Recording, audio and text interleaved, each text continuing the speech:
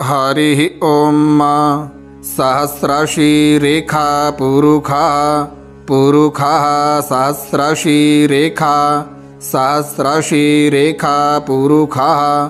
सहस्रशीरेखेति सहस्रशीरेखा पुरुखः सहस्राक्षः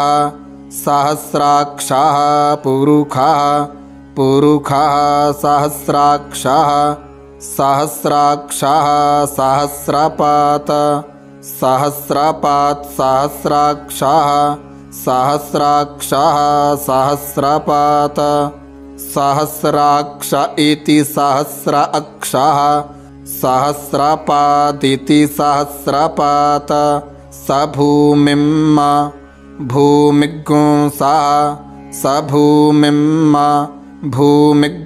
सर्वतः सर्वतो भूमिं सर्वतः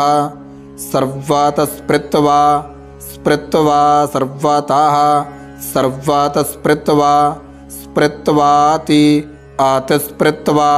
स्पृत्वाति अत्यातिष्ठति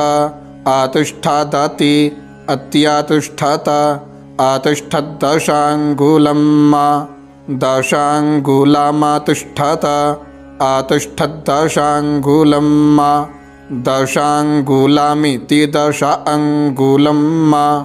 हरिः ॐ सहस्रशीरेखा पुरुखः सहस्रपादिति सहस्रपात् सहस्रशीरेखेति सहस्रशीरेखा सहस्रपात् सहस्राक्षः पुरुखः सहस्राक्षः सहस्राक्ष इति सहस्राक्षः सहस्रपात् सहस्राक्षः पुरुखः सहस्राक्ष इति सहस्राक्षः पुरुखः सहस्रशीरेखा सहस्रपादिति सहस्रपात् सहस्रशीरेखेति सहस्रशीरेखा स भूमिं 10 अङ्गुलमिति 10 अङ्गुलं भूमिं सर्वतः